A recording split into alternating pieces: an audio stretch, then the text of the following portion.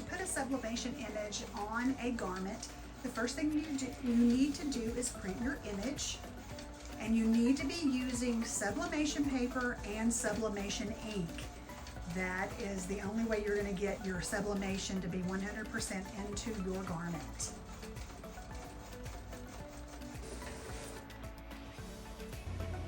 Before I put my image on my garment, I go ahead and I give it a quick pre-press, and this is just to remove any moisture that might be in the garment. You want to start with a nice dry garment. Then I'm going to take the image that I printed, and I use a Sawgrass SG1000 printer. It's got a bypass tray. It allows for this really big paper. I wanted the image to be bigger than an 8.5 by 11. This sheet is 13 by 19, so my image could be bigger than 8 inches across or 11 inches across. But that's, you know, you have to have a printer like that to set up for that. A smaller image is okay, but for this particular image, I wanted it to be larger on the shirt. I am using a 100% polyester shirt. That is the only way you can guarantee you're going to get the most vibrant colors in your sublimation. You can use a blend, but if you use a blend, your design will go on just fine. When you wash it, whatever percentage is not polyester is going to wash out. So just know that going in, but it's still fine. Your image just looks kind of distressed on a shirt that's a blend, and I'm going to show you a shirt that I did that is a blend, and you'll be able to see the difference. I have this t-shirt guide. There's a link down below where you can get to my link tree and you can find this t-shirt guide. I just happen to like this. It's a little bit heavier plastic. It's got lots of good markings on it. It tells me where my image should go. And so I'm just going to center this image, and I center to the collar. I don't center to the shirt. A lot of times people will fold their garment in half and press it, and it'll leave a crease where you can see what looks like is the middle, and it may truly be the middle, but if your shirt is not symmetrical, it still could look off. So I always just center to the collar, because that's what people see when they look at you as you're walking up to them or whatever. And then I just, let's see, get it where it looks like it is centered on the garment. This a little bit. I want to make sure my shirt is on here as evenly as possible. To me, this is the hardest part of this. There are people who actually have t-shirt businesses. They do this all the time. They can slap an image on a shirt and nothing flat. I'm not to that point because I don't have a t-shirt business. I just do this as kind of a sideline and for fun. I'm going to take my image, which is centered on the page. I created this image in Canva. I downloaded this image from Creative Fabrica, and I have a subscription to them, so I have commercial use of the images on that site. But I downloaded it. I added our local football team's name to the football, and I did that in Canva. And so my image is centered on the page.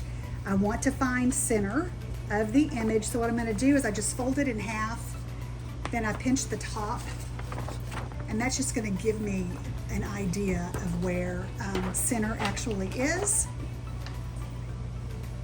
Then I'm going to put it on my garment. Let's see if I can get a little closer for you. No, maybe not that close. There we go. Normally, the rule of thumb is 3 fingers down, which this t-shirt guide does for me. The little asterisk is where 3 fingers down would be. My shirt is on my platen. Oh, I don't know why that's going out of focus. Sorry about that. My shirt is on the platen, so I pulled it onto the platen. If you were going to press a shirt and add the sublimation color to it, and it's super vibrant, and you're doing a white shirt, you would probably want to put something in between the top layer and the bottom layer, because it could bleed through, and you don't want that. I solved that problem by just slipping my t-shirt over the platen. I'm using a Hotronics autoclam heat press from Stahl's. Stahls makes the best heat presses. I don't get paid by Stahls, but I'm just telling you, trust me, Stahls heat presses are the best. They maintain the most even heat all the way down. If you're having trouble getting images onto a garment, get a heat gun and just check the heat throughout the garment and just see throughout your heat press, see if it is heating correctly. That is most often the problem. Okay, so I'm going to go ahead and move this. I've got it centered. I'm going to grab some thermal tape. I love this tape dispenser. You can do 2 rolls of tape at a time. You can also get this tape dispenser. I've got a link below in my link tree. I have a link for all the sublimation supplies. Okay, now I'm going to pull this up because it is a large image, and so I want to be sure the heat press platen is going to cover all of it. I'm going to cover it with a large sheet of blowout paper. I got this blowout paper from Johnson Plastics Plus. I got a ream of it. It's lasted forever. And you're doing this, you're protecting your platen from having any bleed over from the ink.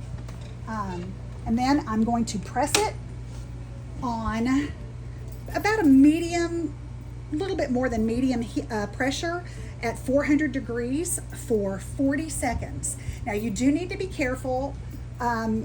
Whatever type of garment you're pressing, this shirt happens to be 100% polyester, but it does feel like a t-shirt material.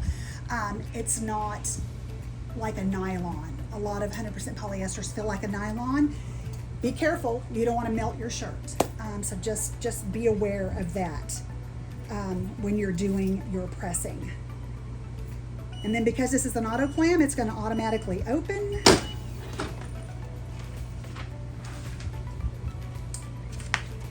And when I remove, you can see how amazingly vibrant this is. Okay, here you can see the difference. This shirt is the 100% polyester, beautiful, vibrant, full color. The good thing about sublimation and the way sublimation works is the ink, when you press it, turns into a gas and it seeps into the garment. It's there forever. It doesn't peel, it doesn't crack, you can't feel it. It's almost like a dye. Then on the blend, you can see that this one, it's not quite as vibrant, and when I wash it, it is going to lose a little bit more color because it is a blend. It's going to let go of the fibers that are not polyester. So just know that, like I said, you can do it on a blend, but you're not going to get as vibrant an image as you do on 100% polyester.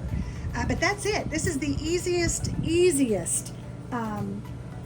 project that you can do.